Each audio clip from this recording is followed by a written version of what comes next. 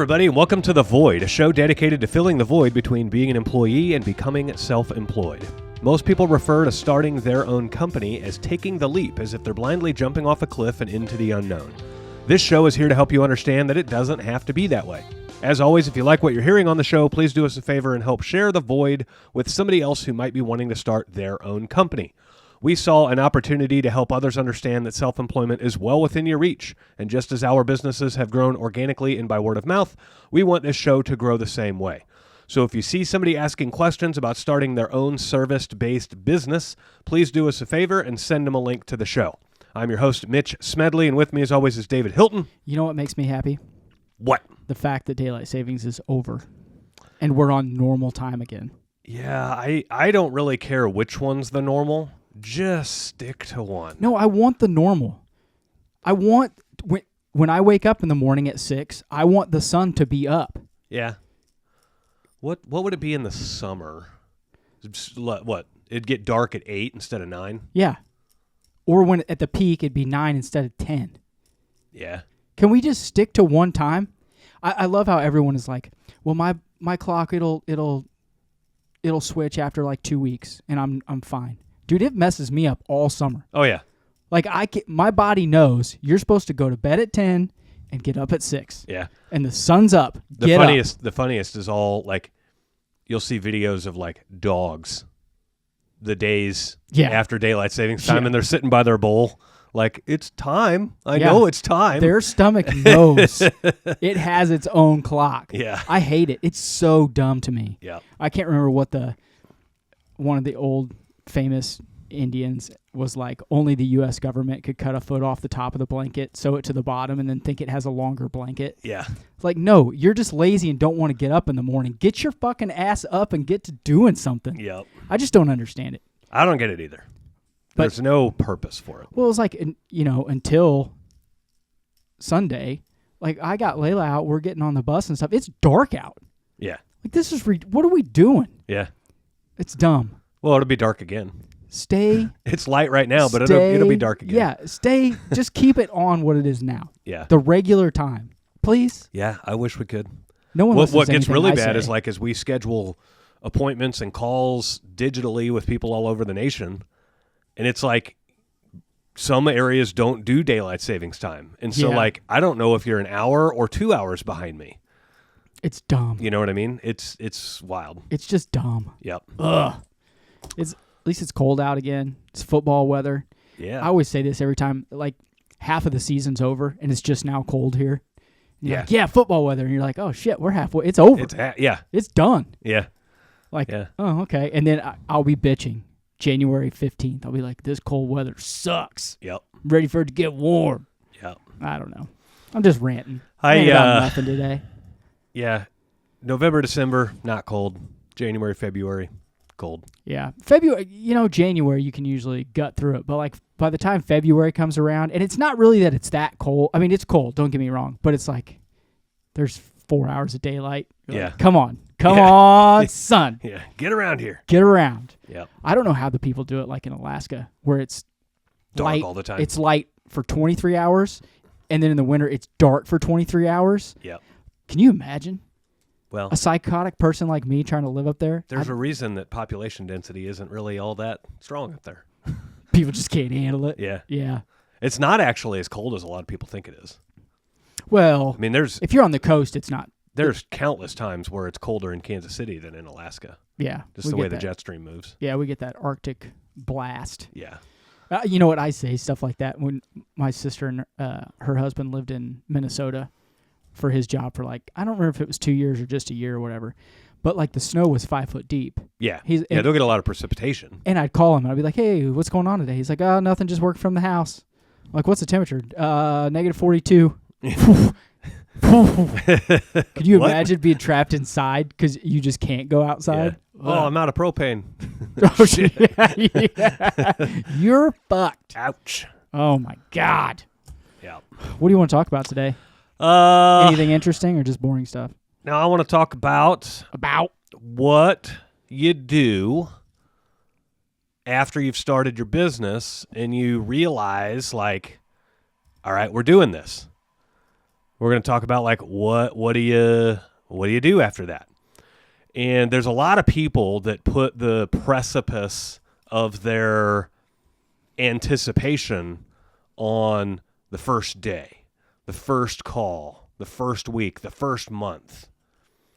Well, and they act like the giant hill that they are climbing is flat once they start their business. And it's like, no, that's like one little molehill of nothingness. Well, that's the beginning of the climb. Yeah, there's right? You've made it to the base camp of Mount Everest when the day you open your business. The day you open your business is not the peak. You didn't summit Mount Everest. Yeah. Now, how many people in the world have even made it to the base camp of Everest? Not very many, right? So like I'm not trying to diminish from the fact, okay, you did get started. But if that's all you did and that was all you wanted to do, then you're going to go down in history as a loser because you're going to join the masses of people that start their business and never really go anywhere after that. When you're not diminishing it, it's just people don't understand like how in depth once that part is done, how much more they have to climb. They have this picture in their brain that, okay, that's the hardest part. Right. It's just not reality. Yeah. I talked to a guy out of L.A., ironically, the week after, I talked to him yesterday, and this is right after, the Dodgers won the World Series on Saturday. Yeah. Which was... That was a wild game. The whole World Series was wild. Yeah. But he's hopeful LA's got a lot of like one chuck in a truck plumbing companies. Yes, they do. And he says, well, there's a lot of competition here in LA. And I'm like, is there or is there not? Well, I'm just having a hard time getting really good rates and all this stuff. And I said, okay, do you have any big dogs in town? Any private equity companies, any companies with, 20, 50 trucks, all that stuff? And he goes, oh yeah. I said, what do they charge them for a water heater? He goes, oh, they start at about $3,000. And I said, what do you charge them for a water heater? He goes, $1,550. And I'm like, okay, well, like we just discovered, like we just on this call came to the realization that you may be having trouble getting good wages, but the biggest company in town's charging $3,000. Yeah. And we just misproved your misnomer. Well, it's not proved. It's more or less just like gave him the epiphany. And I do this talk a lot with people when they're starting out their company that, okay, that big company in town, I think he called them Diamond or something like that. But, he was like, yeah, they've got, 30, 40 trucks, they're a big company and they advertise on the TV and the radio and all this stuff. And I'm like, okay, cool. I said, how experienced do you think their plumbers are? And he was like, oh, I don't know, probably, 5-10 years maybe. And I'm like, you don't get 30 to 40 trucks. Like they don't have all the experienced plumbers in your town. Yeah. Like you don't get to 30 or 40 trucks and all of your team has over 5 years of experience. Like you only get to that big because you've built your process around bringing guys in with a few days or weeks of experience and training them how to do the task. I said, I'd be willing to bet that the average experience level amongst that company is probably 2 to 3. Yeah, I'd guess 3 years maybe. And maybe an average of 3, which means some of them are going to have far less and some of them are going to have far more. Yeah. But I said, how much experience do you have? And he said something about like 25 or 28 years or something like that, or maybe even 30 years. Holy shit. Yeah.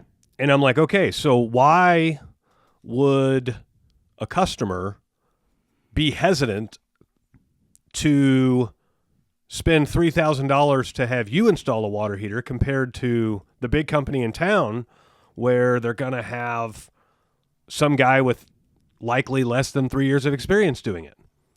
Like if you've got 30 years and they've got 3, you've got 10 times the experience. Like why would you struggle to get $3,000 for the water heater? Like if anything, you should be able to charge more. And he was like, well, I've never really thought of it that way. And he said another thing about like getting work off Facebook groups and all this stuff. And there's a lot of bottom of the barrel people and all this. And I said, well, are you trying to win every client? Oh yeah. I said, well, there's another problem. I said, you don't want to win every client. Not every client's your client.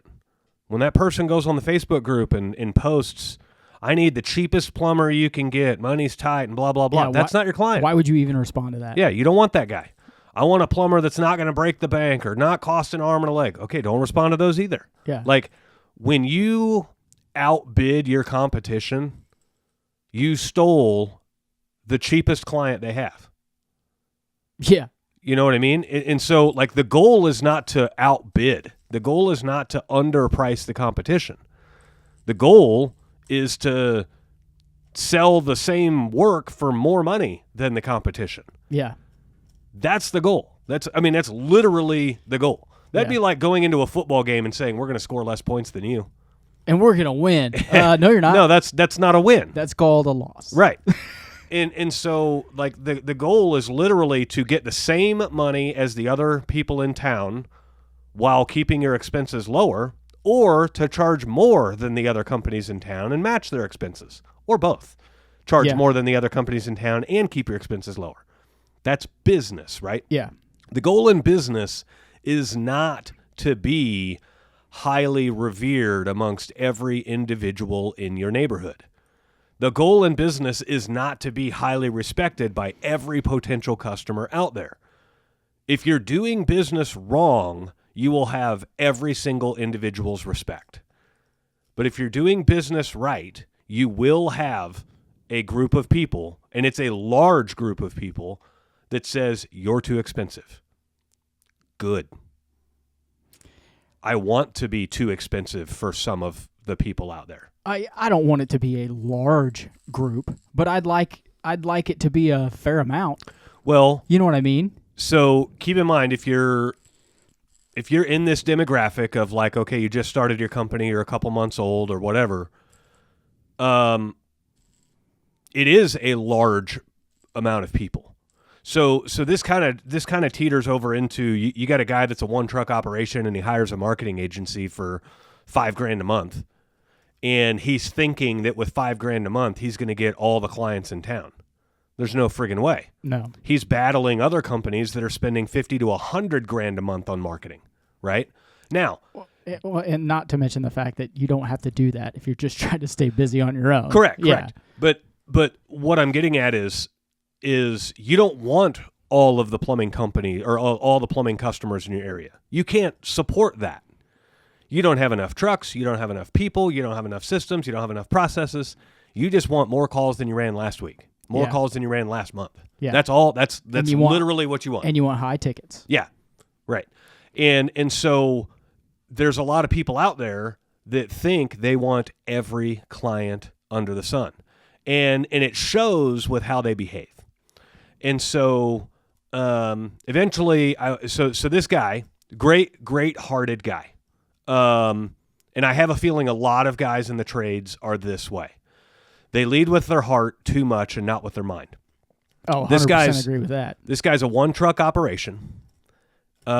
He's been in business for 3 years, and he is still working out of a pickup truck, not out of like a service van. Okay. Does he just do home plumbing service? Yes. Okay. He's not digging up sewers. He's not doing new construction. He is doing some sewers in partnership with somebody else. Okay. Yeah. But he was like, yeah, eventually I'm going to get, a truck, like a van, and get it wrapped real nice and everything else. And I'm like, what do you mean eventually? Like, this is not some... Well, and I'm guessing, you told me he's been in for 25 years. If he started at 20, he's 45. Yeah. You know what I mean? So, like, eventually you're going to run out of time, dog. Yeah, like, he's going to be 40 to 50, I'm sure. Let's get going, man. But he's been in business 3 years, and his truck is still not it doesn't represent his company. And I said, okay, so basically we started diving into, like, what keeps you from charging the rates of the big shop in town? And he goes, well, I'm not on the radio. And I'm like, it doesn't matter if you're on the we're going to have this talk again. Your ad presence does not equate to what customers are willing to pay. Now, your brand imagery does equate to that, right? But I don't run radio ads. I don't need to run radio ads to charge what we charge, right? People seem to undervalue themselves and the work they perform at an alarming clip. When we started Tradewinds and all that, I never imagined so many people would come to us with pricing objections, as in don't want to raise their rates enough. I can't charge that. I can't do that to my I don't customers. understand it. Like, I never dealt with this. Yep. Like, when I was on my own, I charged the same as everyone else. Yep. And then to what you were saying earlier, when someone would say, well, you're not a big company, and you're not this, and you're not that. And I'm like, no, but I've been doing this for 15 years on my own.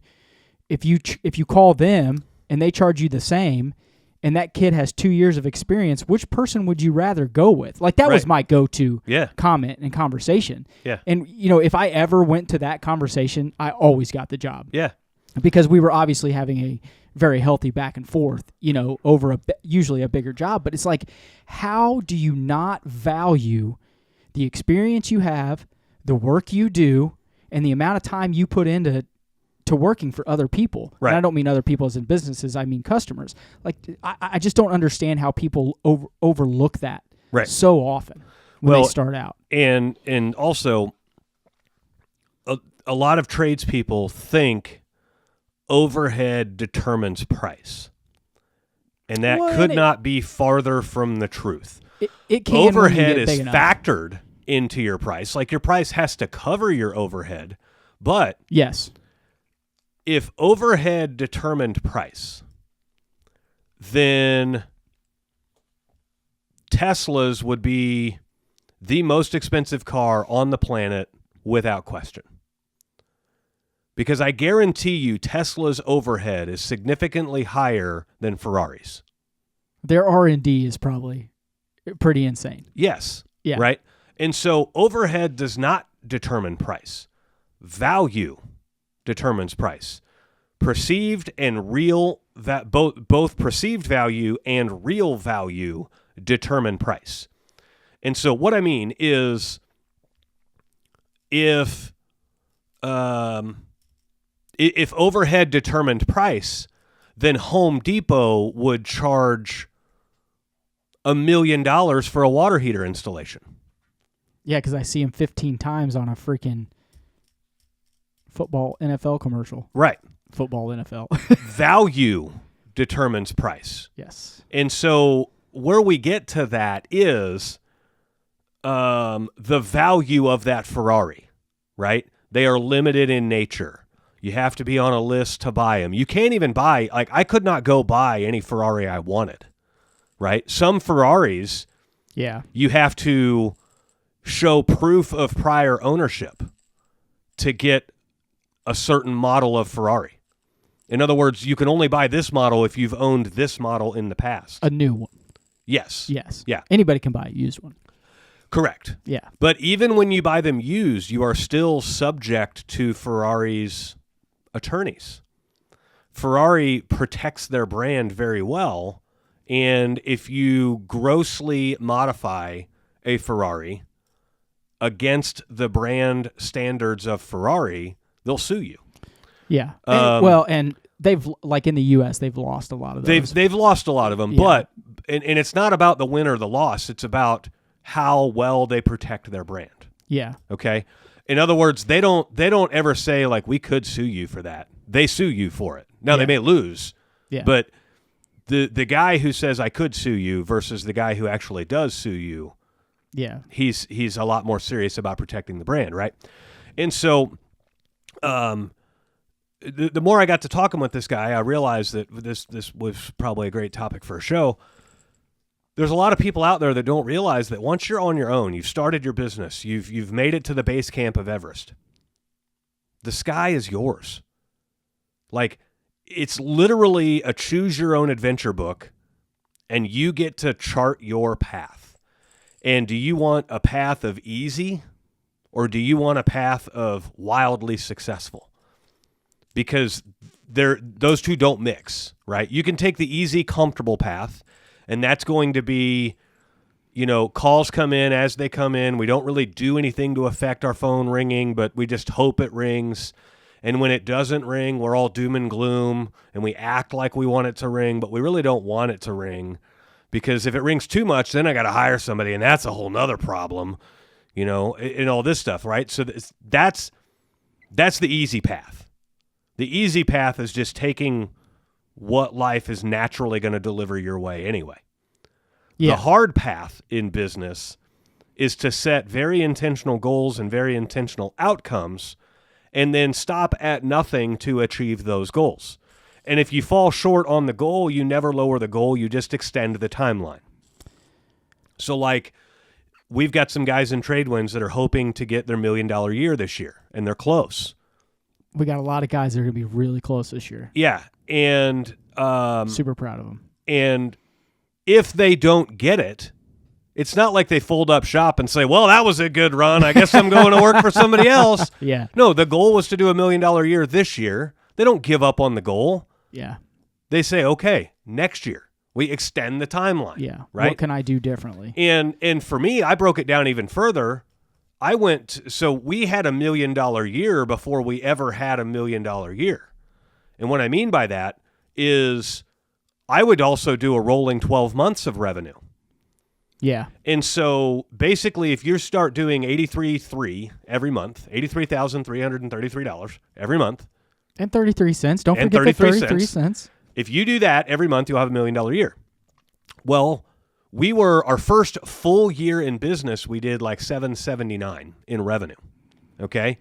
But by month 4 or 5 of the next year, if you would have totaled all of our sales over the last 12 months, we had already done $1 million year. Yeah, April to April, something like that. It's like a fiscal thing, right? Instead of a calendar. Now, we still run on our calendar and fiscal match, but in other words, I was so in pursuit of the $1 million year that I was looking for any signs of progress. I wasn't just saying in January, February, March, and July, like, I hope we do $1 million this year, and I'm not even tracking it. Well, what are your sales so far? I don't know, right? It's kind of hard to say, like, I want a $1 million year, and then when you ask somebody, what are your sales? And they're like, I don't know. Yeah. Well, how would you even know if you got $1 million year, right? I know. Drives me insane. And then so like the number one thing in business ownership is what are you going to do to get it, right? You say you want something. What are you going to do to get it? And if hope is your solution, you're fucked. You buying some hopium? Yeah. Yeah. You said that to me the other day. I laughed hard. That was Travis in Tradewinds. Was it Travis that said hopium? He gave us we were talking about marketers. That's right. Yeah, we were talking about marketers, and they sell you hopium, and it's the best drug ever. Yeah. I want to go back just a little ways before we get too far away. You were saying, and I agree with this, you were saying, people that take the just nonchalant path, that is the easier path. And then the dedicated, these are my goals, this is my path, that's the harder. I don't know if it's necessarily that way. I think the harder path, and I think people realize this later, is the sitting on your hands doing nothing. You're worried about payroll. You're worried about calls. You're getting fat because of so much stress. I think that is the harder part than having a determined goal, having things set aside to help you reach those goals, having processes in place to help you get more calls.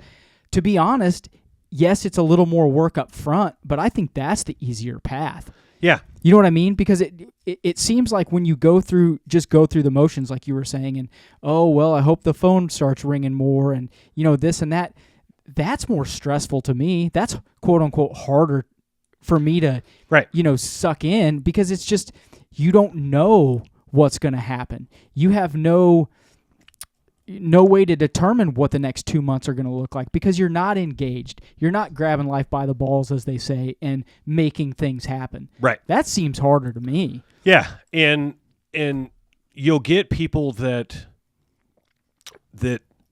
are running blind because they don't realize the circle of influence. Circle of influence, like draw a circle. Okay, I'm going to draw a circle. Everything inside that circle are things you control. Okay? Okay. Everything outside of that circle are things you have zero control over. None. This is a good exercise for me. Okay? So, weather. You don't control the weather. Nope. Recessions. You don't control that. Nope.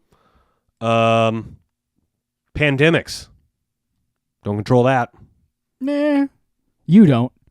Well, Somebody may have. well, and somebody may be controlling the weather too. I'm saying you don't, right?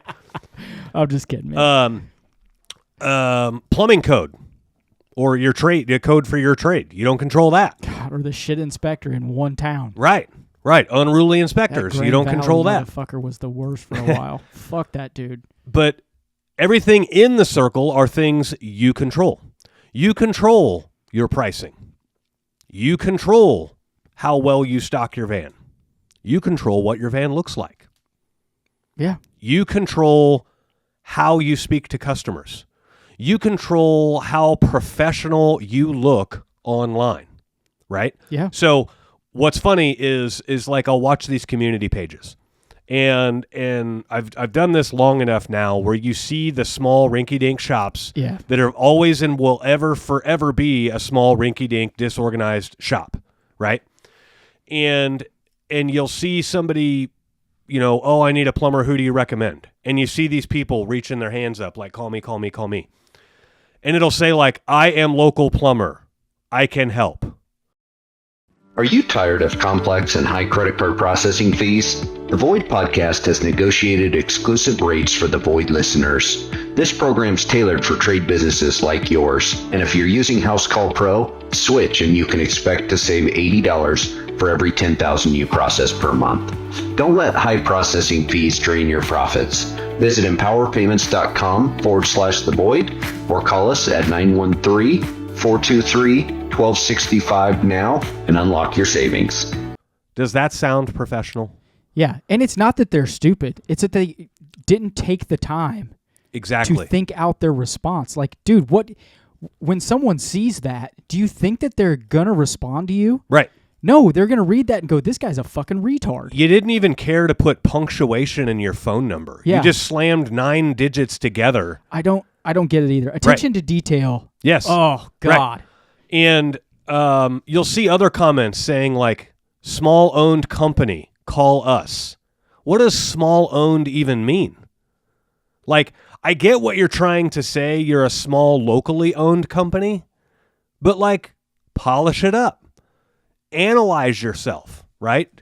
Judge yourself constantly for how you look, right? Yeah. And some people would try to say this is fake it until you make it. This isn't faking it. No, it's called having fucking respect for yourself. It's having standards, right? And so, like, if you make a post and you find a typo in it and you just let it ride, that's a sign of your standards. If you make a post and you find a typo in it and you go back and edit the post to correct the typo, because accidents happen, right? That's a sign of your standards as well, right? You'll see this way more often than I would like to admit. Guys forget what's inside that circle of influence. They forget that they are in control of call volume. And that's probably the biggest one to grasp. And yes. The reason I'll say that is because they'll be like, well, I'll never get as many calls as that big guy in town. Do you think they got that many calls from day one? Do you think like literally day one they opened up their shop and boom, there's 100 trucks and boom, there's a 140,000 square foot warehouse and boom, there's radio ads and all that? No, they started small. They focused on what was in their control. They measured results and they moved forward, right? And they constantly held themselves accountable to standards they set for themselves. And then they held their standards accountable. Is this a good standard? Did we set too easy of a standard to achieve? Constantly evaluate, man. Right? Yeah. So and what I mean by, okay, like let me give you an example of a standard that's too easy to achieve. If you're telling your customer I'll be there sometime on Tuesday, dude, that's a standard. I'll be there sometime on Tuesday, but you're not even giving yourself any kind of a challenge. And Look at the experience you're putting your customer under. Now they have to go all day on Tuesday wondering when you're going to show up. Whereas if you give them a smaller, like, hell, a half a day, I'll be there Tuesday morning, is better than sometime on Tuesday. Yeah, and you know what? The shittiest companies in the world can do that. DirecTV. Yes, your cable guy. AT&T. Right. I mean, they can do that. Right. Like, you can't even do that? Right. And so if you're in control of all of those things, the more you realize you're in control of, the more success you'll have in business. It's just, I think a lot of these guys start their company and they don't realize how much they're in control. And so what I mean by this is, like, guys will say, well, I really want to wrap my truck and make it nice and pretty and all of that, but I just don't have the money for it. And they'll say, like, well, I'm just not getting very good calls, and these customers are pushing back on calls and pushing back on pricing and all this. And they've literally, because, I mean, I'm going to call it for what it is. It's laziness. You're too lazy. Yeah, look at that. You just wrote it down. I did. Yeah, you're too lazy to take the initiative and go, what would a truck wrap cost? How can I afford that? Right? And that's another big nugget from this podcast, and a big rule to take away is get the words "I can't afford that" out of your vocabulary. Never say that again, ever. Never, ever say "I can't afford it." What you say instead is, how can I afford that? And then if the how is unattainable, okay. Yeah. Okay? And so let me just say this. I like this. This is good. I've sold my plumbing company. We've, paid off some things, and we're trying to decide what we want to do with the money and everything else. I'm getting ready to make a sizable investment into something that should provide me a 5 to 10x return over the next 3 years. I love it. But it's an investment. There's no guarantees, right? And so, but I want to buy a muscle car. I've got this urge to go get an old 65 to 69 Mustang again. Dude, I saw a 69 Fastback the other day. Yeah. It was badged as a 500. Oh, yeah. It wasn't. Yeah, a clone. Yep. But it looked nice. Yeah. It looked good. I think I'm going to go 64, 5, or 6 Fastback is really what I want. 66 Fastback. Yeah. What was your dad's orange car? They have 65. 65 Fastback. That was a good looking and car. mine was a 65 coupe, and he had a 65 or 64 and a half convertible. The coupes are, no offense, they're so ugly. The coupes are cheap, but they're... Didn't we just talk about price? Yeah. Yeah. Well, that's my point. exactly it, Yeah. right? And so that's why I'm talking about this. As I'm rolling through all of this, I can go get a really good condition 6-cylinder coupe for like $11,000, but that's not what I want. I want a nice V8 dual exhaust manual transmission fastback. Yeah. Okay.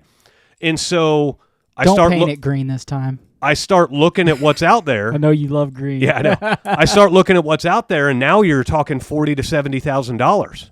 You can get a really nice fastback for $45,000 or $50,000. Yes, a really nice car. And so it's like, okay, with the proceeds from the sale of the business, like, this is a toy. I'm not financing this, right? I'll finance new cars, my driving cars, but I don't finance toys. No, and I don't want to give us off track, but I take that, like, I did finance my boat, but it's a $250,000 boat. Like, you do finance that. First off, you're an idiot. Second, you don't have that kind of cash. And third, classic cars, I consider them toys. Yes, we have one. It's great. Mm-hmm. But I also consider it an investment. Yes. That thing, if I take care of that car, it's not going to go down in value. Correct. I could turn around and sell it and make $5,000 on it probably right now. Yeah. You know what I mean? So, okay. Yeah.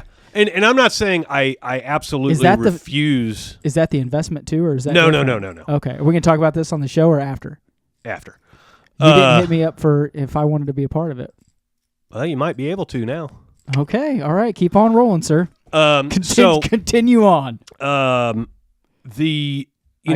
I'm looking for all of this, this is a great parallel because you have desires in business as well, right? And I like where this is going. Here's a desire for a classic car, and I could concede and say, well, I could I could get this 6-cylinder coupe. It's in great shape, but it doesn't have the V8. It's an automatic, so it doesn't feel right when you drive it because I grew up on a manual transmission 65 Mustang, so I want the stick shift.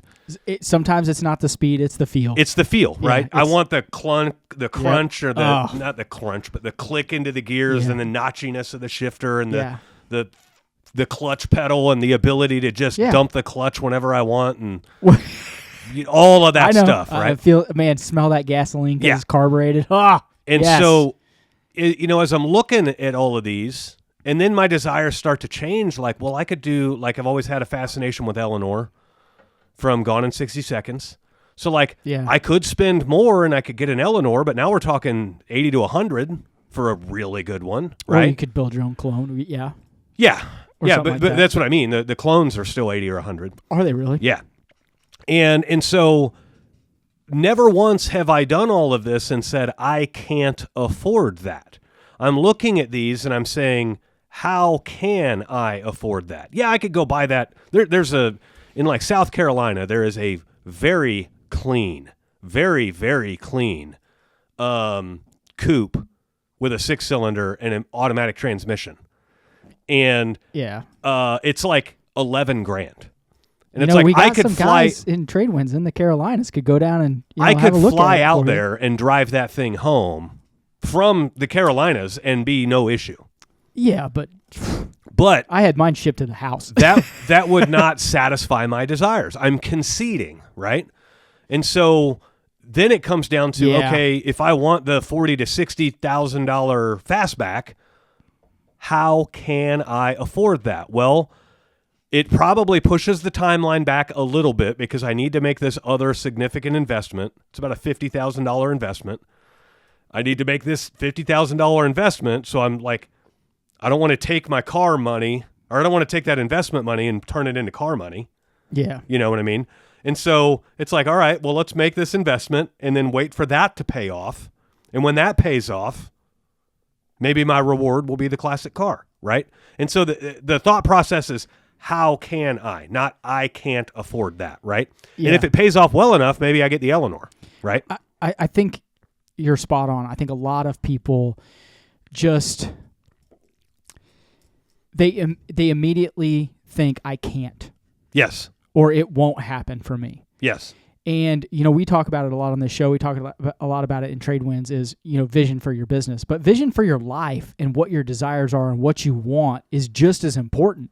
Now, if you set those standards really high, like you want an Eleanor, I've changed mine from Ferrari, I really want a McLaren, But if I don't get it, that doesn't mean I was wrong in trying to get it. It was, I wanted it, I thought about how I could make it happen, and I just couldn't make it happen. Right. You know what I mean? But you should always, to your point, be trying to make it happen, whether it's in business, whether it's in life, whether it's in your physical health, whether it's in, how successful your kids are. People with their kids are like, well, they're going to school, they're fine, they're this and that. That ain't enough. Do you want them to be go-getters or not? Right. Like, how much time of your own are you willing to sacrifice to help them get to a successful position, regardless of what that position is? Right. It's all about, am I doing everything I can to put myself in a situation to win? Right. Now, the goal may be different. The win may be different from person to person. But am I giving it everything I have? Am I taking everything that I can control inside of my circle and doing the best with it that I possibly can do? Yeah. Am I giving it my all? Right. And to your point, it's the same reason I wrote down lazy. I think a lot of times it's two things. People either don't understand what they can control, or they are just fucking lazy. Yeah. They'd rather sit on the couch and do nothing and watch fucking Netflix than go hit up local businesses in their area that they can do refrigeration work for. Like, that was one of the main things that I did in HVAC. Every restaurant, I know I'm getting a little off track here, every restaurant can't get an HVAC guy to work on their refrigeration when they need it. Yeah. Or the guy they got is, like you said, working out of a pickup truck. Now, I say that. I worked out of a pickup truck. But, like, they can't get the guy to show up. He doesn't know what he's doing. Yeah. All I had to do was walk into those businesses during the day, either right after lunch rush or right before lunch rush, and say, hey, if you need somebody, I'm here. Yeah. I bet you I had a 75% callback rate on the restaurants I went into that weren't big franchises like a 5-4 because they have they got corporate contracts. That's stuff different. like that they have to go through. But any small mom and pop place, any independently owned gas station, yeah, dude, I was getting those calls 75 to 80% of the time. Yeah, because I just went in there. It's all about what are you willing to do to achieve the results you claim you want. Claim you want. That's good. And that's I specifically said claim because there's a lot of people that say they want results because they think that's what others want to hear, but they don't actually want the results. No, they want the results, but they don't want to do what it takes to get those results. They think that I can just start my business and I'm going to get those results. No. Which means they don't want them. Yeah. They thought that they wanted the results, but they didn't want to put in the work to get them. Well, it's back to the base camp thing. Yeah. I know what it takes to get to the base camp. Yeah. And then they get to the base camp and they look up and they're like, oh, fuck. Right. What I want is actually up there. Yeah. Shit. And your perspective has to shift. Right. Like, I'm going to have to work for this. And there's a lot of people that think growth is linear. Growth is the stock market, right? One day you're way up, the next day you're way down, the next day you're way up, the next day you're way down. But if you plot it over a month, or you plot it over a year, or you plot it over 5 years or 10 years, you are typically higher on the far end of the plot than you were when you started. But there's a lot of people that will take one thing, one surprise, one unexpected hurdle, one setback. Use it as an excuse. And they will use it as an excuse, right? And so, for instance, if my goal was to climb Everest and I wanted to summit Everest 3 weeks after I arrived at base camp, okay? You can't do that, I don't think. I don't know the rules. No, I'm just saying you have to There's some acclimations, to the climate. right. You have to go to the next one and acclimate. Like, it's a process. Yeah, but like, let's just say I wanted to do that. And then I'm halfway between two camps and one of my oxygen valves malfunctions and I lose all my oxygen. Am I done? Or am I searching for ways to get it done even though I was not prepared for this unexpected hurdle? Yeah, do you sit down and die? Right. Or you start getting on the walkie going, hey, I'm in trouble. Right. And I've always envisioned success like a funnel, and you're looking down the funnel. Wait a second. I'm looking down the funnel, and it's getting wider or it's getting narrower? It's getting narrower. Okay. So I'm looking down a funnel, and as I'm trying to get from the big end of the funnel to the tiny end of the funnel is my boundaries. Okay. And so as I'm getting there, I'm going to be way off to this side, and then I hit the wall of the funnel, and then it shoots me way off to this side. And then I hit that wall of the funnel, and it shoots me back. But every time I progress farther down the funnel, my lane gets narrower. In other words, my vision gets more focused. And what I thought was going to be success turned out it was a dead end. And so I had to turn around and travel this way. Each time I turn around, though, I'm still traveling forward. I'm not turning around and going backwards. Yeah. Okay? So... so like picture like a bowling ball going down the lanes. Business, you have the bumpers up. And there's a lot of guys. It's a great analogy. There's a lot of guys that think it's a failure that they touched a bumper. No, the ball still hit the pins. Yeah. Did you get all the pins down? No. But did you give up? No. Well, and so business has bumpers, but a lot of people think that if you touch the bumper, you might as well have gone in the gutter. Yeah. Meanwhile, the professional bowlers, they'll hang that ball over the edge of the gutter, that would have hit the bumper if the bumper was there, but now a third of that ball's hanging over into the gutter as they're curving that ball around to get their strike, right? Yeah. And so there's a lot more room in business than you think there is for success, but it takes diligent thought and diligent execution, right? Yeah. I've always thought of success as time plus effort equals success. There is nothing you can do if you don't have time. Yes. There is nothing you can't do if you put forth effort. And like your stock market analogy is great.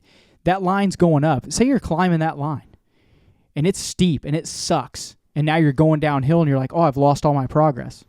No, you're not. Yeah. You're just at the bottom. Just move back up. Yeah. Start climbing again. And then when you look back, you can see how far you've come. Yeah. Like you have, just because you went down here and you went down here and you went down here, doesn't mean it's over. Yeah. Time will correct that mistake. Yeah. Time and effort almost always equals success. It does. This is why complete morons make an F ton of money, because they're stubborn. a ton of effort in and they put a ton of time in. They're too stubborn to quit. Yeah. Yeah. I mean, I know some guys that I wouldn't trust with a snap gun, and those guys are worth millions of dollars because they just gave it everything they had, and over a long enough period of time, they got there. Yeah. Like we've talked about this a ton of times. This is America. Yeah. Effort and time. That's all it takes. That's all it takes to be successful. I want to shout out to Field Pulse here real quick, and then I've got something else to bring up too. Okay. So Field Pulse is the field service management software for field service pros like you. Whether you're a small business looking to grow or a larger company ready to scale, it's got everything you need all in one platform. Advanced features for your CRM, estimates and invoices, scheduling and dispatching, good, better, and best proposals, maintenance plans. It'll do your price book, and it'll support the Tradewinds price book as well. Plus, Field Pulse integrates with the software you're already using every day, like QuickBooks Online, your desktop calendar, and so forth. So you can hit the ground running without changing everything about how you do work.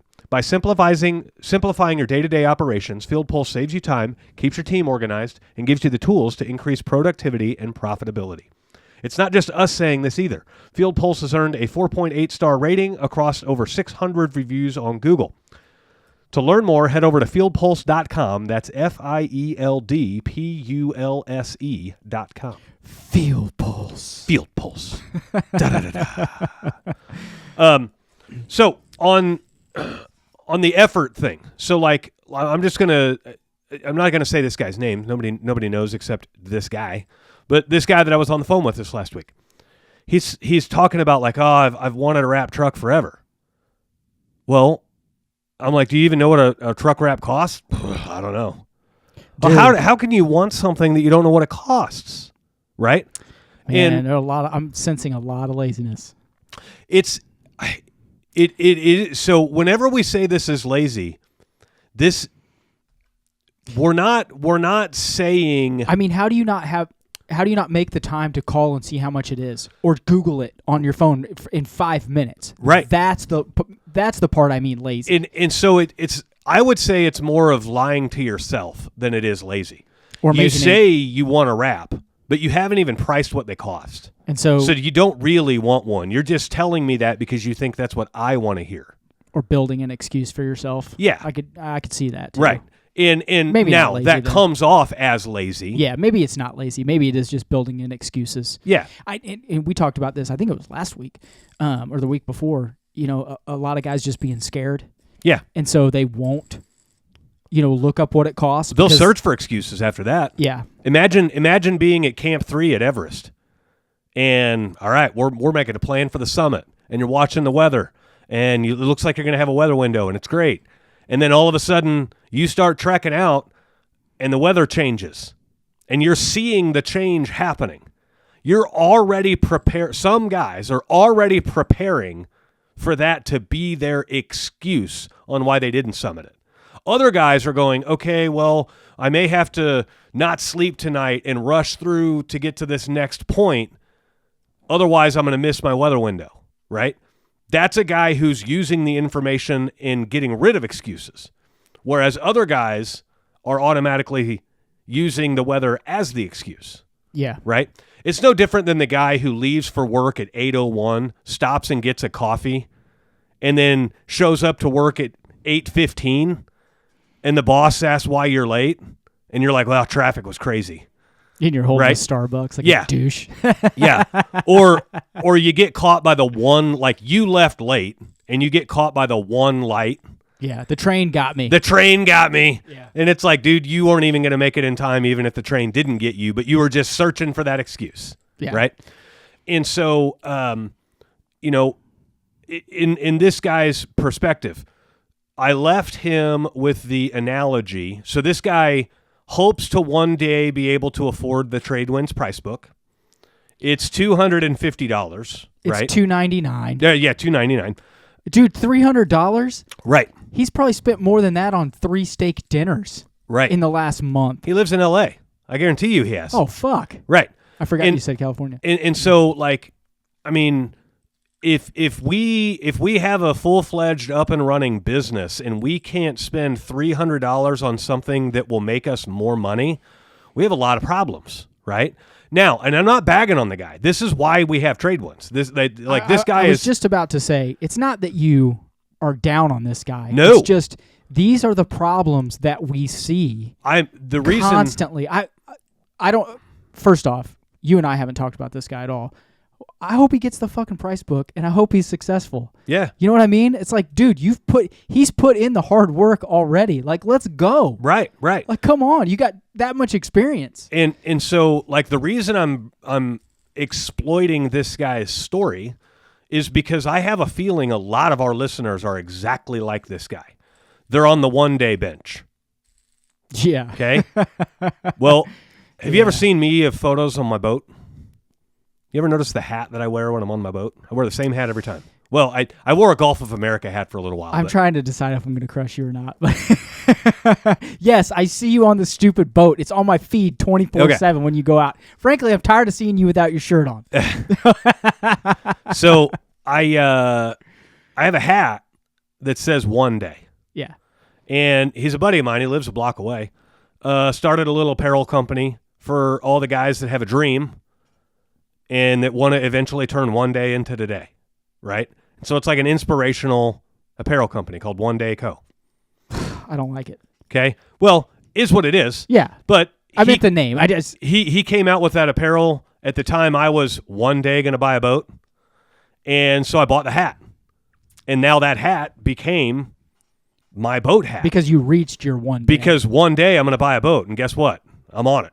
Yeah. And I'm wearing the hat. Right? Yeah. And so, again, it was one of those things of like, I never told myself I can't afford that. It was, how can I afford that? Yeah. How right? bad do I want it? Right. What would it take for me to afford that? Yeah. How much would I have to grow the business? How much would I have to sacrifice? How much time would I have to sacrifice to even enjoy the boat? Right? Yeah. And all, like, there's a lot of people that want to go buy a vacation house and their vision stops at being able to afford the house. And then they can't ever afford to take time and go enjoy the house. Yeah. Because they're too busy working to pay for the house. Dude, the fishing boat is the thing. Like, how many times do you see guys buy a brand new boat or a really nice boat and they're like, well, I just don't have the time to go. Right. It's like, really? Yeah. Like, come on, dude. Yeah. And you know, I see it all the time in the wake boat side of things. You'll see 4-year-old boats with 100 hours on them. You've put 25, like, it's easy to put 5 hours on a boat in a day. Oh, easy. Because the hour counter's only, it doesn't, like, when you're just on but not running, the hours is only the engine run time. Yeah. So if you're coved out and partying and swimming and floating and drinking and everything else, like, you're not adding hours to the boat. So you can spend 10 hours on your boat one day and only put 5 hours on the clock. You're telling me these guys have only enjoyed their boat like 5 days a year? 20 days. Well, you said 4 days. You said 4 years. I'm sorry. Yeah, 100 hours. I was hours. thinking 1 year. No, 100 hours in 4 years. 4 yeah, that's years. pretty shitty. Like, you've That's spent 5 20 days a days year. on your boat in 4 years. Oh, Like, holy cow. dude, sometimes I do that in a week. I know. and so, and again, I'm not faulting you, right? If you bought it and didn't have the time or No, whatever, your it's just money. crazy. Yeah. But like, the ability to reverse engineer your wants into how can I afford that is insane. And if you develop the skill set to do that, you will be farther ahead than everybody around you. The way that I do that, the way that I did that in my company, is I envisioned my company like a 3-legged stool. One leg is the company, one leg is the customers, and one leg is the employees. If I chop off any one of those 3 legs, everything crumbles. Yeah. Okay? The business collapses at that point. Yeah. And so I can't do so anything that we do in business has to serve all three legs. I can't do an initiative that only serves the customers and doesn't benefit the company or its employees in any way. The stool would tip over. I can't do something that would sacrifice the company but is great for the employees and great for the customers. The stool would tip over. In other words, lower my prices and increase what I pay my guys. Yeah, no, I got you. I follow. I can't do anything that would only support the employees but is a detriment to the customers and the business. That would be like being very malicious with how I pay the guys. I've worked at places where guys would want to quit and they'd hold some leverage, ransom amount over you either give me 10 grand or I'm walking. And the business would pay it just to keep the guy on staff. Well, now you've just pumped up the one employee leg at the sacrifice of the business and its customers because that guy doesn't give a shit about your customers. No. Right? Well, maybe he does. He just hates the business, but still it's right. Well, and even if it only supports even if it only supports two of those three legs, the stool still tips over. If Tradewinds doesn't give me a bonus, I'm leaving.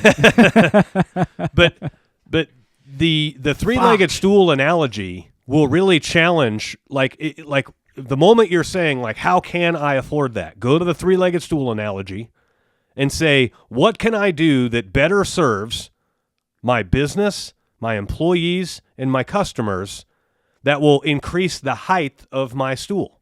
Okay? Well, we're building a tall stool is what we're trying to do. The thing I think that the guy in California and what a lot of our guys do is they're like, well, I can't raise my price because that doesn't benefit my customer. Yes, it does. Yeah, it way benefit. If you can hire more employees, you can serve more customers.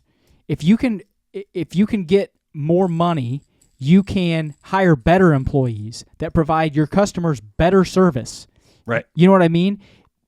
All of that, there seems to be some kind of misnomer that if I charge people too much money, I'm taking advantage of my customers. Well, and where does that misnomer come from? Let's dissect that for a minute. Well, if you're price gouging, that's one thing. You know what I mean? But if you're not price gouging, I would say price gouging, and if you're at the height of your market, there is nothing wrong with being the most expensive person in your market. People confuse being the most expensive with price gouging, and by price gouging, I mean they think price gouging is I went to little Miss Susie Smith down the road and I charged her $7,500 for a water heater because I knew I could get away with it. Right. When I say price gouging, that's what I mean. Price gouging is a term that's used by pussies that can't understand value. Yes. Okay? And often it's thrown around by shitty customers, right? But well, they're not using it to its truth. They're thinking price gouging is, well, you charged me $3,500 for a water heater and this guy was going to charge me $33,000. They say that's price gouging. Right.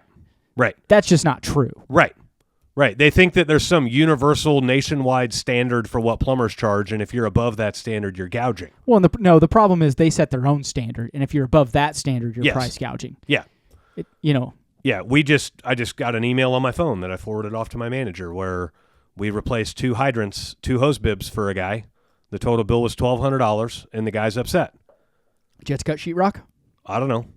Okay. But we present all pricing before any work was done, and so I was curious what the job entailed. Who knows? But we present all pricing before any work was done, and he's like, those hose bibs are only $50 at Home Depot. You're right. Maybe you should have went and fucking bought one. You know what happens I don't get along with people well anymore. Yeah, you know what happens if you take a 1980s car and you put it in park while you're on the highway traveling 70 miles an hour?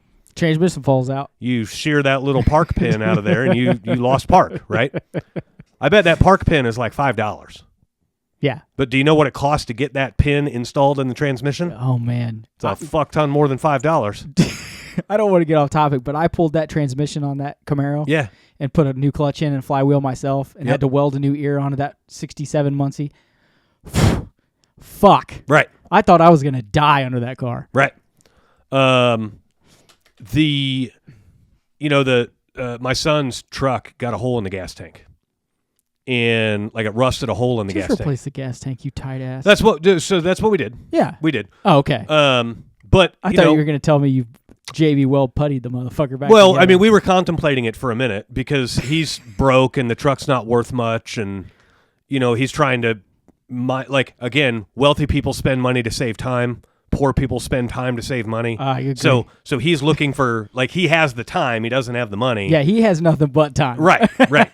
And so we were over to the house. We were looking at options for all of that, and what we ended up with, we found that you can get a new tank and everything for like $300. New tank and fuel pump already installed for $300. And just drop it in, yeah. Well, it's not a simple thing of just dropping it in. I mean, he doesn't have to. It's not a lot of thinking. Yeah. It's just time to get the bed off and all that kind of stuff. And so we did that on Saturday. I'm assuming you had to pull the bed. No, we did it without pulling the bed. Ugh. Yeah. She just brought it over. We could have just jacked it up into the rafters and pulled the bed off. I don't know if that bed will come off. That truck is so rusty. We did it without pulling the bed. So, we're getting way off topic, but yeah. But it came to one of those things of Mason's like, he's choosing that he can't afford the gas tank. Okay. And he's looking at like $20 for a can of, JB Weld or Flex Seal or Flex Seal. Yeah. Was it Billy Mays with Flex Seal? Yeah. Right. He's dead, right? I think he died. Yeah. Him and the ShamWow guy, I think, is in prison. Cocaine or something. Yeah, I don't know, but the Flex Shield guy, I think had. Yeah, I think he had cancer. He had cancer and yeah, died. poor and guy. it was a pretty rough death, if I remember right. But so Mason's thinking like $20 and I'll buy some time or whatever instead of $300, which is a good thought process. But then exhaust all options. Right. Yeah. But then another thing that we've been battling with his truck is incredibly poor fuel mileage, and we can't figure out why. I mean, we're talking like 6 miles to the gallon. Oh, dude, it's a Ford. Yeah, but it's a V6. It's a Ford. And so we're like, what in the world? And so we replaced the fuel filter, was throwing some lean codes, got all that squared away, like vacuum leaks, like got it running good, and it's still getting poor gas mileage. And then we found out. Well, then we kind of came to the realization, hey. Oh, all the fuel's leaking out. I thought you meant in addition to the fuel leak. Well, no. That's it too, right? So part of it's the fuel's leaking out. I could hear the guys right now. The fuel's leaking out, you dumb fucks. Of course he's getting shitty gas mileage. So the fuel's leaking out, and I'm sure also because fuel systems tend to put themselves in a little bit of a vacuum. Yeah. Whenever they're under use, in the tank anyway. Yeah. I can only imagine that air was being sucked in through that tiny hole and probably aerifying the fuel and changing its aspirating the fuel, making it too lean, making the car run too lean. Yeah. Is that carbureted or injected? It's injected. But so then we started putting all the pieces together, and it's like, okay, let's change this around to how can I afford that? Well, if the fuel tank replacement improves your gas mileage, so basically what we came down to is if the tank's rotten enough to develop a hole on the outside of it, just imagine how much junk and shit's on the inside of it. And then there is a fouling plugs and shit. Well, there is a sock filter on the bottom of the fuel pump. Yeah. So maybe that sock filter's clogged. Oh, was it nasty? And his fuel gauge never worked, and all of this other stuff. Okay. So like all signs were pointing to this is going to solve several problems. And so we go ahead and bite the bullet. I buy the tank. Whoa. You skipped over. He had to figure out a way to afford the tank. So he has the money. He just doesn't want to spend it. Okay, so you bought the tank? Well, because I have the credit card, right? Okay. Like I had to go buy it online, and we moved money over from his account to mine, and that's a whole nother thing. Because I tell Danielle, like, hey, move. The tank was $350. Move it over from Mason's account to mine, and she's like, I just feel so bad. I'm like, do it. Yeah. This is a lesson. Yeah. Do it. God, I don't want to get a whole thing about raising kids, but we're trying to raise winners here. Right. We're trying to raise winners, not somebody that's going to live in my basement forever. Yeah. Layla, the other day, her and Janine go shopping, right? And Janine is you think I'm tight? Yeah. That bitch is tight. Okay. Yeah. I mean, tight. And Layla's like, well, I want this shirt and these pants and this blah, blah, blah, and, and everything. And she has money. She's got like $800. She's 12 years old. Yeah.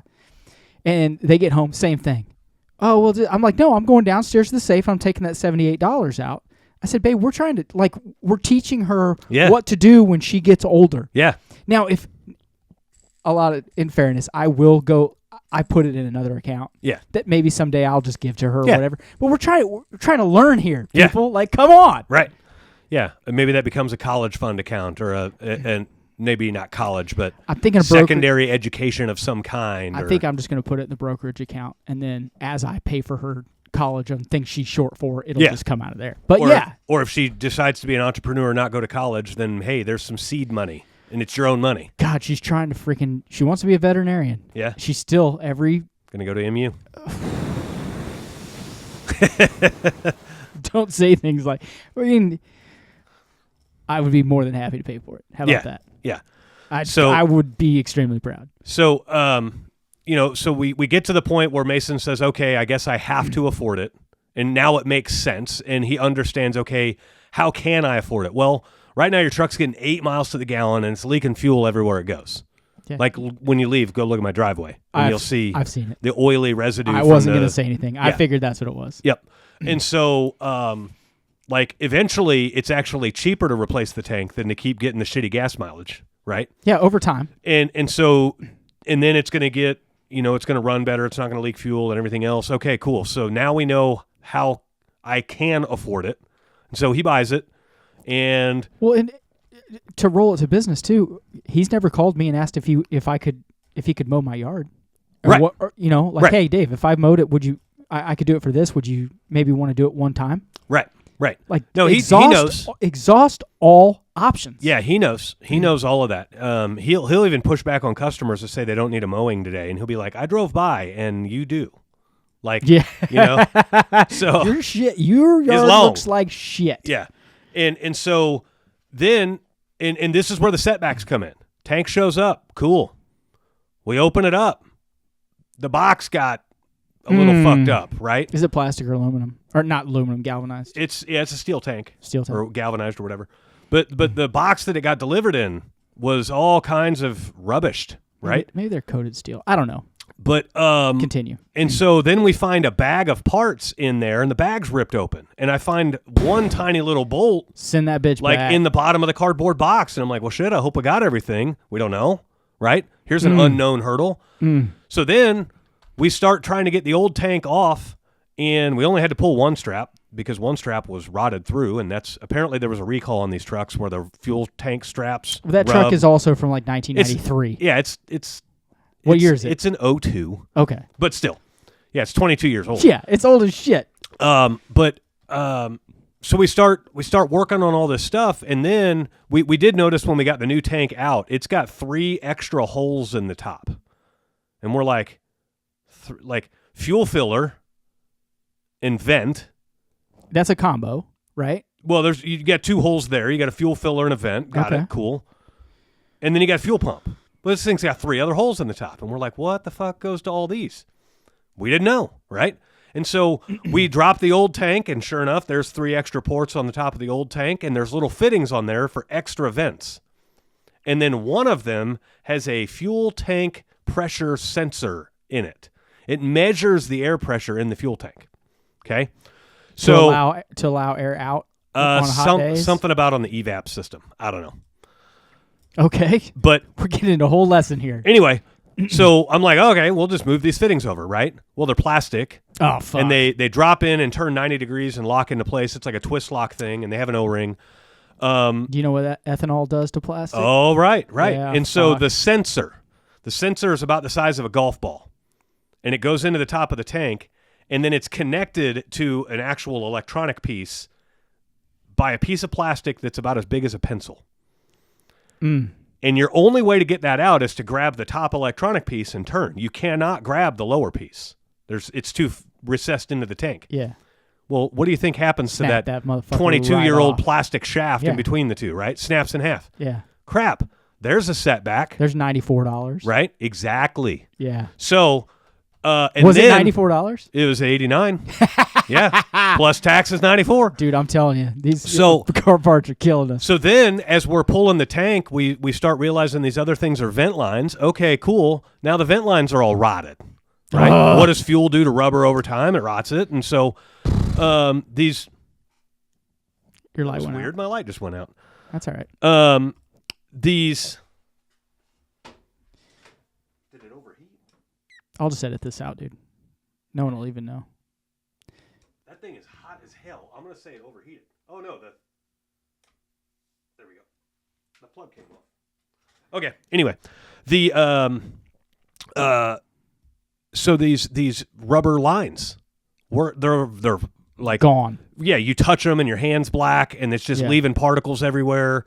And the fuel filler neck, the rubber that goes from the fuel filler down to the tank, fucked. it was like we had to cut it off. It was so dry rotted. It was cracking as we were trying to pull it off.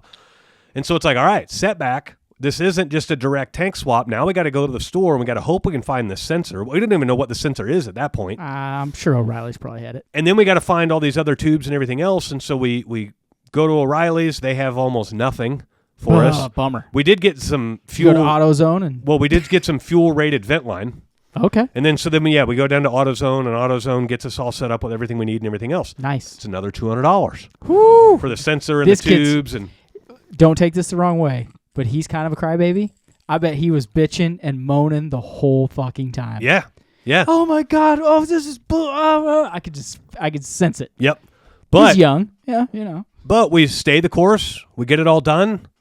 And we got it all done Saturday. He hasn't had really a chance to go drive it much and see how well it performs. But now when he turns on the key, he can hear the fuel prime, which he's never heard before.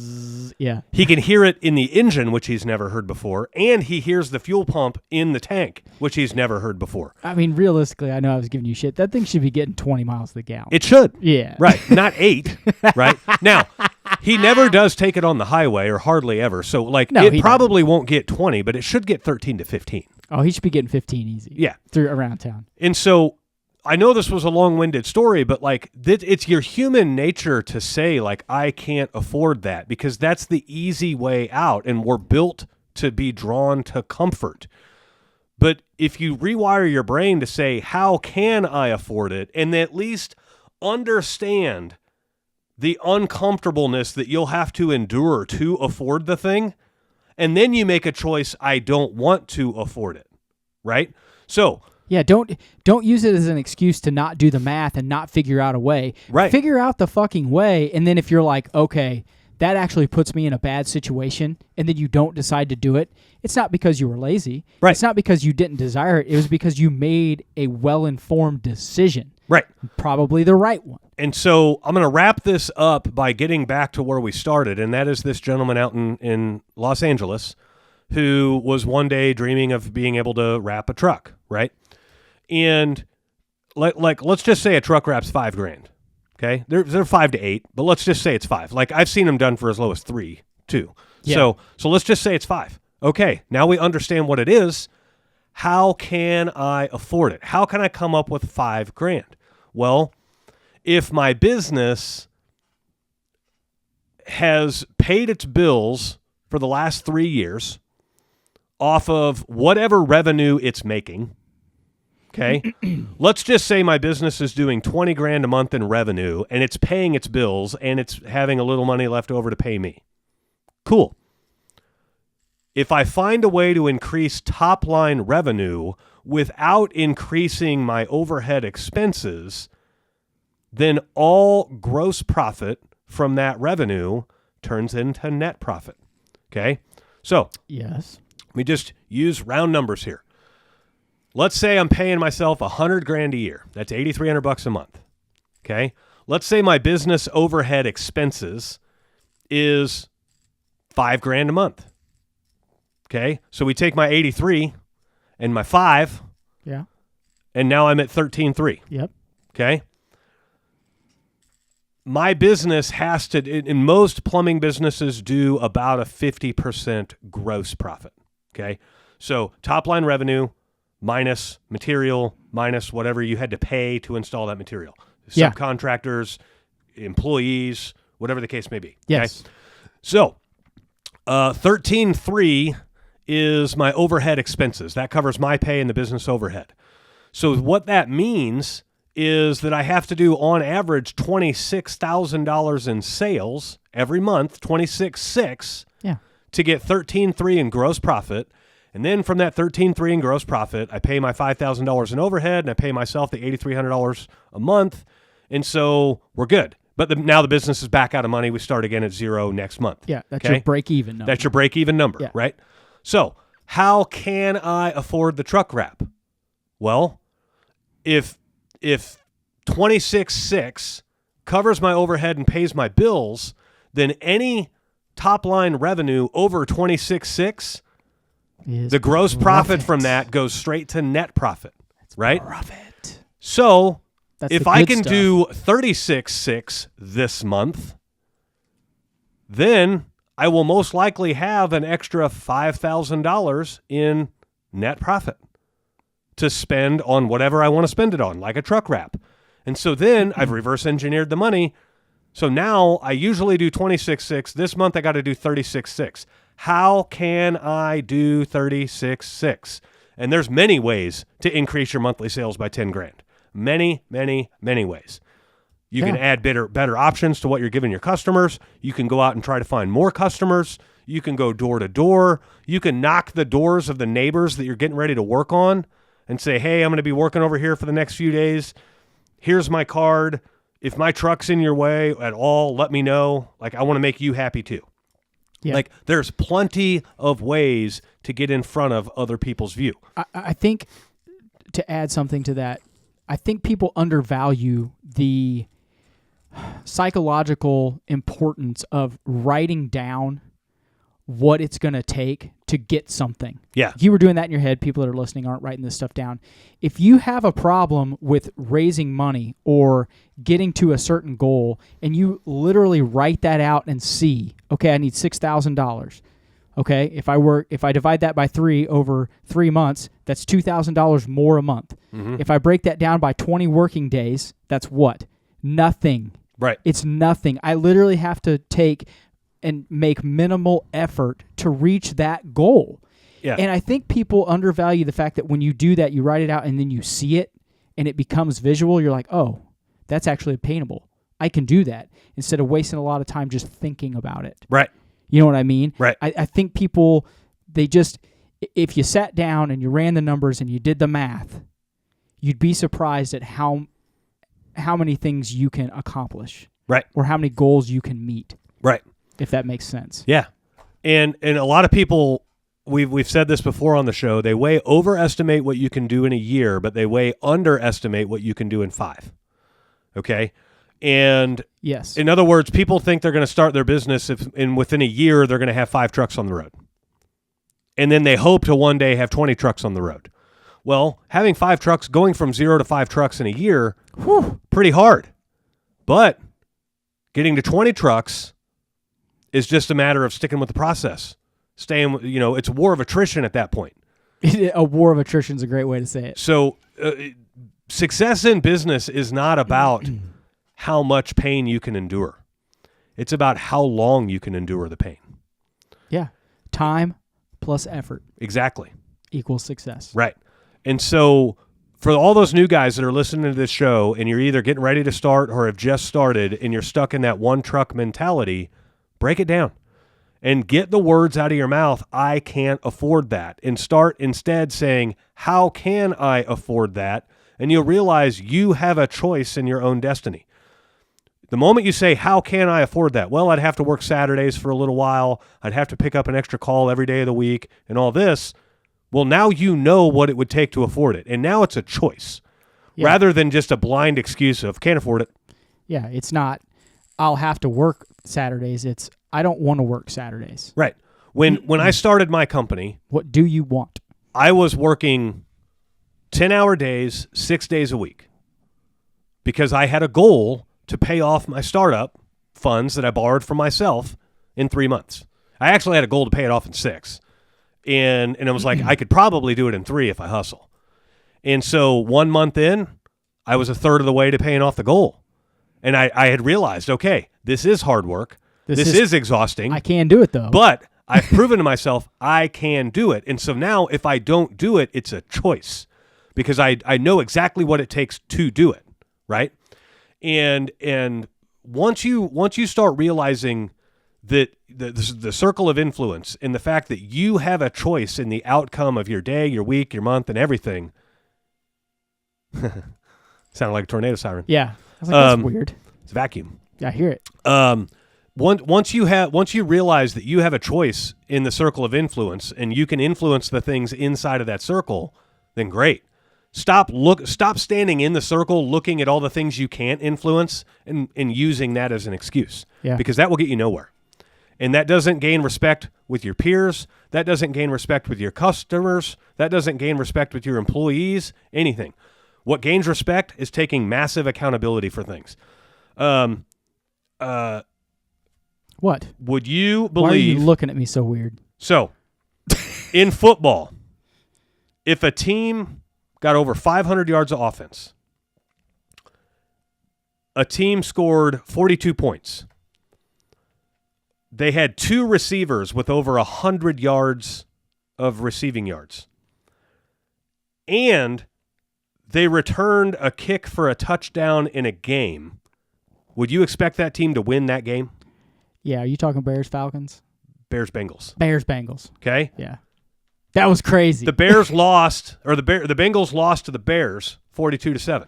Now, this happens. It's football, right? These are 2 professional teams. Any given Sunday, you never know who's going to win. What was the score? It's 42-47. Okay, yeah, that's right. Okay? A combined 1,000 yards Dude, in the game. Do you know how bad I feel about myself when Joe Flacco throws for 478 yards or some shit? Like, that motherfucker can't walk. He's older than I am, I think. Yeah. Oh, God. He doesn't even smile when he wins the game. He's just like, see you next practice. He's just a machine. It makes me feel, he's not great, but it makes me feel like such a shitty person. Yep. Like, just damn. So, I was watching a post-game press conference or press interview with Jamar Chase. Jamar Chase is not a good leader. No, he's a piece of shit. He is a royal piece of shit. He's a piece of shit, yeah. He's basically like, how many more touchdowns do I got to do? Like, come on, what the fuck? Our defense is shit, right? No, I mean, good leaders say we've got to do better. They take accountability, circle of influence. If I would have scored one more touchdown. Exactly. Even if that's almost completely impossible. That's what good leaders do. I can guarantee you. So Mahomes had statistically the worst game of his NFL career on Sunday. Dude, he is sucking the big one. Yeah.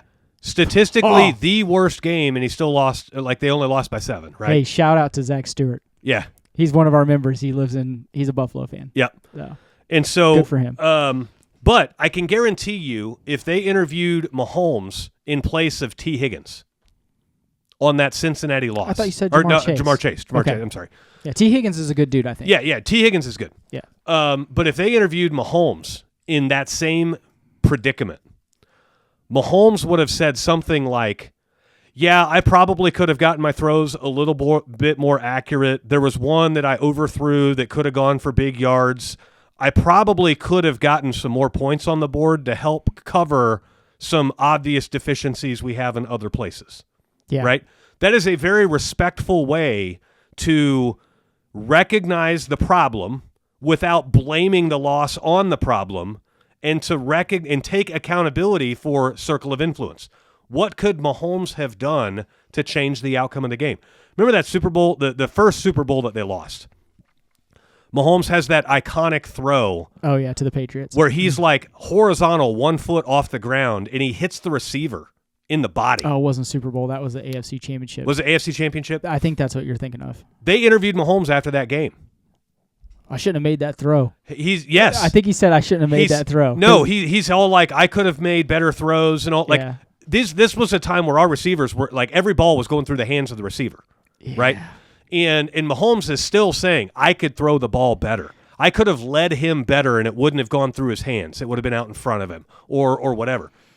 That's what winners do, and that's why they win. Is because they recognize that they are the solution. They get rid of everything outside of the circle of influence, and they only focus on the things they can control. Well, and they don't let the things on the outside of the circle be excuses for why it can't be done. Right. You know what I mean? Right. So an easy way to say it. Yeah. So as you're growing through business, recognize all of that stuff. Recognize the circle of influence. Recognize the three-legged stool. Change your vocabulary from I can't afford that to how can I afford that, and you will get put through the system much faster. You will grow quicker. It will not be without headaches. If anything, it'll probably have more headaches because the more motion you do, the more problems you're going to find. Yep. But that just happens, though. That's part of why we have trade winds is to fail faster. Well, and let's be honest. No part of success doesn't have its own internal failures. Yeah. It's just how do you handle them and how do you move past it. Yeah. Yeah, everybody wants success until they see the recipe. Yeah. And you know what? It's a motherfucker sometimes. Yep. Until they see the invoice. Yeah. They see what's on it. Until they see the invoice. That's a great way to say it, buddy. So, all right, guys, until next time, we will see you later. See you.